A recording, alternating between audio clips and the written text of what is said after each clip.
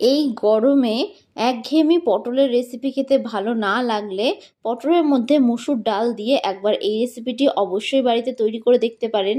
এটি খেতে কিন্তু খুবই সুস্বাদু হয় আর বানানো কিন্তু খুবই সহজ, আর একবার খেলে কিন্তু বারবার খেতে মন চাইবে। তো চলুন দেখে নেওয়া যাক আজকে আমার এই রেসিপিটা। তো ভিডিওটা শুরু থেকে শেষ পর্যন্ত দেখার জন্য আপনাদের কাছে আমার অনুরোধ রইল। এখানে সবার প্রথমে আমি নিয়ে নিয়েছি পটল। এখানে আমি রেসিপিটা 3টে পটল দিয়ে করব। আমি পরিমাণটা কম করে করছি, তবে আপনারা কিন্তু চাইলে পরিমাণটা বাড়িয়েও করতে পারেন। এবার প্রথমে পটলের মুখের দিকটাকে আমি ঠিক এরকমভাবে কেটে নেব। দুদিকটাকে কিন্তু ঠিক আমি এরকমভাবে একটু কেটে নিচ্ছি। এবার একটা ছুরির সাহায্যে পটলের খোলাগুলোকে ঠিক এইভাবে আমি ছাড়িয়ে নেব। আমি কিন্তু এইরকমভাবে একটা ছুরির সাহায্যে কাজটা করে নিচ্ছি। আপনারা কিন্তু চাইলে বটি দিয়েও কাজটা করে নিতে পারেন। আমি শুধুমাত্র পটলের ওপরের পাতলা অংশটাকে ঠিক এই রকমভাবে একটু ছুরির সাহায্যে ছাড়িয়ে নিচ্ছি। সবকটা পটলগুলোকে কিন্তু ঠিক একই রকমভাবে আমি ছাড়িয়ে নেব। রনিতাস ফুড প্লেসে আবারও একবার সকল বন্ধুকে আমি স্বাগত জানাই। ভিডিওটা ভালো লাগলে অবশ্যই একটা লাইক করে দেবেন, আর যারা যারা আমার চ্যানেলে নতুন বন্ধু তারা অবশ্যই আমার চ্যানেলটি সাবস্ক্রাইব করে দেবেন। আমার ভিডিওর আপডেট সবার আগে পেতে পাশে থাকা বেল আইকনটা ক্লিক করতে ভুলবেন না। আর যারা যারা ফেসবুক থেকে দেখছেন তারা রনিতাস ফুড প্লেস পেজটিকে ফলো করে দেবেন।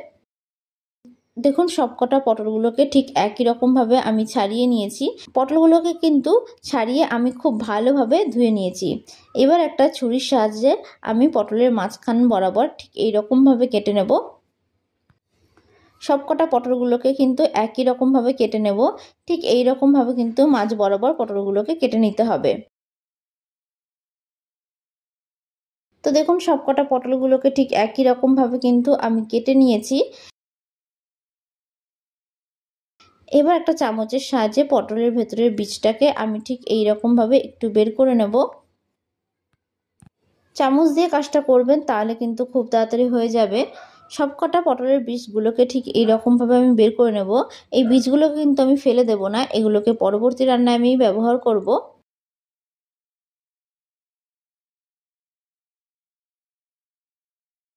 তো সবগুলো থেকে বীজ বের করে আমি আপনাদেরকে দেখাচ্ছি। দেখুন পটলের ভেতর থেকে বীজগুলোকে কিন্তু আমি ঠিক এরকমভাবে বের করে নিয়েছি। এবার আমি এর মধ্যে দিয়ে দেবো স্বাদ অনুযায়ী নুন ও দিয়ে দেবো হলুদ গুঁড়ো। নুনটা কিন্তু অবশ্যই এখানে আপনারা একটু স্বাদ অনুযায়ী দেবেন। এবার নুন ও হলুদটাকে কিন্তু আমি পটলের মধ্যে খুব ভালোভাবে মাখিয়ে নেব। নুন হলুদটাকে কিন্তু ঠিক এইভাবে মাখিয়ে নিতে হবে।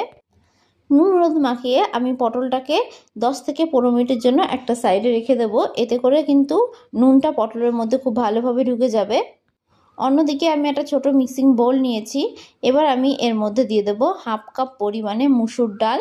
আমি যেহেতু পটল অল্প পরিমাণে দিয়ে করছি, সেহেতু কিন্তু মুসুর ডালও আমি অল্প পরিমাণে নিয়েছি, তবে আপনারা কিন্তু চাইলে পরিমাণটা কম বেশি করতে পারেন।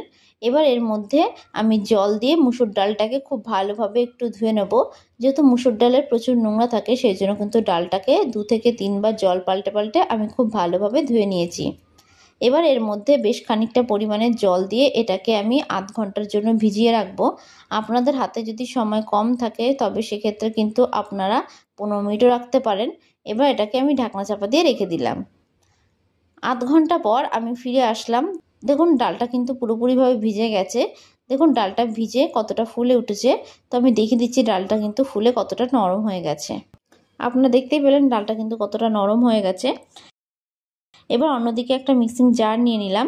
এবার জল ছেঁকে আমি মুসুর ডালটা মিক্সিং জারের মধ্যে দিয়ে দেব। এরকমভাবে জল ছেঁকে কিন্তু মুসুর ডালটাকে মিক্সিং জারের মধ্যে দিয়ে দিতে হবে। এখানে কিন্তু কোনো এক্সট্রা জল দেওয়া যাবে না। এবার আমি এর মধ্যে দিয়ে দেব আগে থেকে বের করে রাখা পটলের বীজগুলো। এবার মিক্সিং জারের ঢাকনা বন্ধ করে এটার আমি একটা স্মুথ পেস্ট তৈরি করে নেব। তো দেখুন এটার একটা স্মুথ পেস্ট আমি তৈরি করে নিয়েছি। এরকমভাবে মিহি করে কিন্তু একটা পেস্ট তৈরি করে নিতে হবে।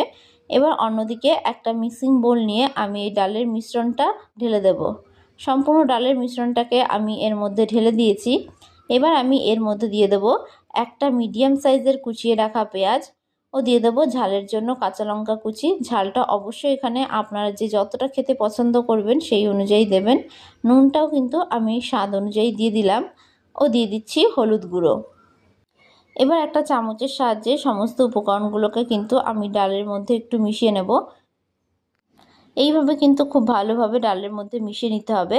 আর ভিডিওটা কেমন লাগলো অবশ্যই কিন্তু আমাকে কমেন্ট বক্সে জানাতে ভুলবেন না। তো দেখুন ঠিক এইরকমভাবে কিন্তু ডালটাকে আমি মিশিয়ে নিয়েছি। এবার আমি একটা পটল নিয়ে নিলাম। এবার আমি পটলের মধ্যে 1 চামচ পরিমাণে এই ডালের মিশ্রণটা দিয়ে দেব। ঠিক এইরকমভাবে কিন্তু দিয়ে দেবেন, খুব বেশি ভর্তি করবেন না। এবার সবগুলো পটলের মধ্যে কিন্তু ঠিক একই রকমভাবে ডালের মিশ্রণগুলো আমি দিয়ে দেব। প্রতিদিন একঘেয়েমি পটলের রেসিপি খেতে ভালো না লাগলে একবার এই রেসিপিটি অবশ্যই বাড়িতে তৈরি করে দেখতে পারেন। দেখবেন যারা পটল খেতে পছন্দ করে না তারাও কিন্তু খুব পছন্দ করবে। তো দেখুন সবগুলো পটলের মধ্যে কিন্তু একইভাবে আমি ডালের মিশ্রণটাকে ভরে নিয়েছি। এবার অন্যদিকে আমি একটা ফ্রাইং প্যান বসিয়ে দিয়েছি। ফ্রাইং প্যানটাকে প্রথমে আমি খুব ভালোভাবে একটু গরম করে নেব। ফ্রাইং প্যানটা কিন্তু খুব ভালোভাবে গরম হয়ে গেছে। এবার আমি এর মধ্যে দিয়ে দেব পরিমাণ মতন সাদা তেল। আমি এখানে রান্নাটা সাদা তেল দিয়ে করছি, তবে কিন্তু আপনারা চাইলে রান্নাটা সর্ষের তেল দিয়েও করতে পারেন। তেলটাকে আমি হাই ফ্লেমে খুব ভালোভাবে গরম করে নিয়েছি। এবার গ্যাসের ফ্লেমটাকে আমি মিডিয়ামে করে দেব। এবার আগে থেকে যে আমি পটলের মধ্যে পুর ভরে রেখেছিলাম সে পটলগুলোকে দিয়ে দেব। আমি কিন্তু এই রকমভাবে উল্টো করে পটলগুলোকে দিয়ে দেব। এই অবস্থায় গ্যাসের ফ্লেমটাকে একদম মিডিয়ামে করে দিয়েছি। ভিডিওটা ভালো লেগে থাকলে অবশ্যই একটা লাইক করবেন। আর যারা যারা আমার চ্যানেলে নতুন বন্ধু তারা অবশ্যই আমার চ্যানেলটি সাবস্ক্রাইব করে দেবেন। আমার ভিডিওর আপডেট সবার আগে পেতে পাশে থাকা বেল আইকনটা ক্লিক করতে ভুলবেন না।